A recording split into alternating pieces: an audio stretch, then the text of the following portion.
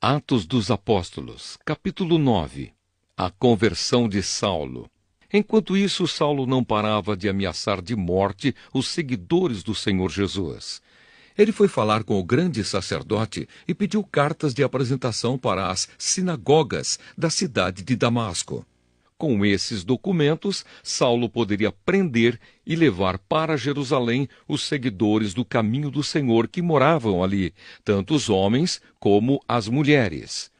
Mas na estrada de Damasco, quando Saulo já estava perto daquela cidade, de repente, uma luz que vinha do céu brilhou em volta dele. Ele caiu no chão e ouviu uma voz que dizia: Saulo, Saulo, por que você me persegue? Quem é o Senhor? Perguntou ele. A voz respondeu: Eu sou Jesus, aquele que você persegue. Mas levante-se, entre na cidade e ali dirão a você o que deve fazer. Os homens que estavam viajando com Saulo ficaram parados, sem poder dizer nada. Eles ouviram a voz, mas não viram ninguém. Saulo se levantou do chão e abriu os olhos, mas não podia ver nada. Então eles o pegaram pela mão e o levaram para Damasco. Ele ficou 3 dias sem poder ver e durante esses dias não comeu nem bebeu nada. Em Damasco morava um seguidor de Jesus chamado Ananias. Ele teve uma visão e nela apareceu o Senhor chamando: Ananias. Ele respondeu: Aqui estou, Senhor. E o Senhor lhe disse: Apronte-se e vá até a casa de Judas, na rua direita, e procure um homem chamado Saulo, da cidade de Tarso. Ele está orando e teve uma visão. Nela apareceu um homem chamado Ananias, que entrou e pôs as mãos sobre ele, a fim de que ele pudesse ver de novo. Ananias respondeu: Senhor, muita gente tem me falado a respeito desse homem e de todas as maldades que ele fez em Jerusalém com os que creem no Senhor. E agora ele veio aqui a Damasco com a autorização dos chefes dos sacerdotes para prender todos os que te adoram. Mas o Senhor disse a Ananias: Vá, pois eu escolhi esse homem para trabalhar para mim, a fim de que ele anuncie o meu nome aos não-judeus, aos reis e ao povo de Israel. Eu mesmo vou mostrar a Saulo tudo o que ele terá de sofrer por minha causa. Então Ananias foi, entrou na casa de Judas, pôs as mãos sobre Saulo e disse: Saulo, meu irmão, o Senhor que me mandou aqui é o mesmo Jesus que você viu na estrada de Damasco. Ele me mandou para que você veja de novo e fique cheio do Espírito Santo. No mesmo instante, umas coisas parecidas com escamas caíram dos olhos de Saulo e ele pôde ver de novo. Ele se levantou e foi batizado. Depois ele comeu alguma coisa e ficou forte como antes. Saulo em Damasco. Saulo ficou alguns dias com os seguidores de Jesus em Damasco e começou imediatamente a anunciar Jesus nas sinagogas, dizendo: Jesus é o Filho de Deus. Todos os que ouviam Saulo ficavam admirados e perguntavam: Não é este o homem que em Jerusalém estava matando todos os seguidores de Jesus?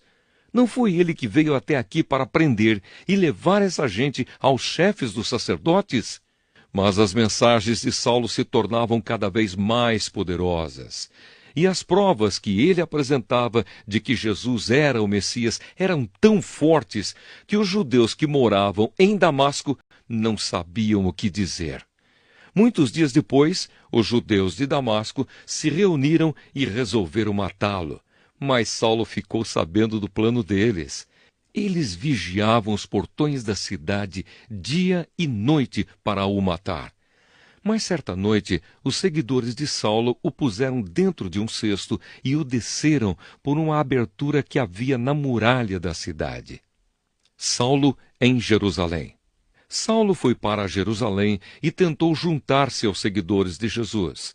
Porém, todos tinham medo dele, porque não acreditavam que ele também era seguidor de Jesus. Então Barnabé veio ajudá-lo e o apresentou aos apóstolos. E lhes contou como Saulo tinha visto o Senhor no caminho e como o Senhor havia falado com ele. Barnabé também contou como, em Damasco, Saulo, pelo poder do nome de Jesus, havia anunciado corajosamente o Evangelho. Depois disso, Saulo ficou com eles, andando por toda a parte em Jerusalém. E pelo poder do nome do Senhor, ele anunciava corajosamente o Evangelho. Ele também conversava e discutia com os judeus que tinham sido criados fora da terra de Israel. Mas eles procuravam um jeito de matá-lo. Quando os irmãos souberam disso, levaram Saulo até a cidade de Cesareia e depois o mandaram para a cidade de Tarso. Em toda a região da Judéia, Galiléia e Samaria, a igreja estava em paz. Ela ficava cada vez mais forte, crescia em número de pessoas com a ajuda do Espírito Santo e mostrava grande respeito pelo Senhor Jesus. Pedro, nas cidades de Lida e Jope. Pedro viajava por toda parte. Um dia foi visitar o povo de Deus que morava na cidade de Lida. Encontrou ali um homem chamado Enéas, que era paralítico e fazia 8 anos que não saía da cama. Pedro lhe disse: Enéas, Jesus Cristo já curou você. Levante-se e arrume a sua cama. Na mesma hora, Enéas se levantou. Então todos os moradores da cidade de Lida e da região de Saron viram isso e se converteram ao Senhor. Na cidade de Jope havia uma seguidora de Jesus chamada Tabita. Este nome em grego é Dorcas. Ela usava todo o seu tempo fazendo bem e ajudando os pobres. Naqueles dias, Dorcas ficou doente e morreu. Lavaram o corpo dela e depois o puseram num quarto do andar de cima. Jope ficava perto de Lida. Quando os seguidores de Jesus em Jope souberam que Pedro estava em Lida, enviaram 2 homens para levar-lhe o seguinte recado: Por favor, venha depressa até Jope. Então Pedro se aprontou e foi com eles. Quando chegou lá, eles o levaram para o quarto de cima. Todas as viúvas ficaram em volta dele, chorando e mostrando os vestidos e as outras roupas que Dorcas havia feito quando ainda vivia. Então Pedro mandou que todos saíssem do quarto e em seguida se ajoelhou e orou. Depois virou-se para o corpo de Dorcas e disse: Tabita, levante-se. Ela abriu os olhos e, quando viu Pedro, sentou-se. Pedro pegou-a pela mão e ajudou-a a ficar de pé.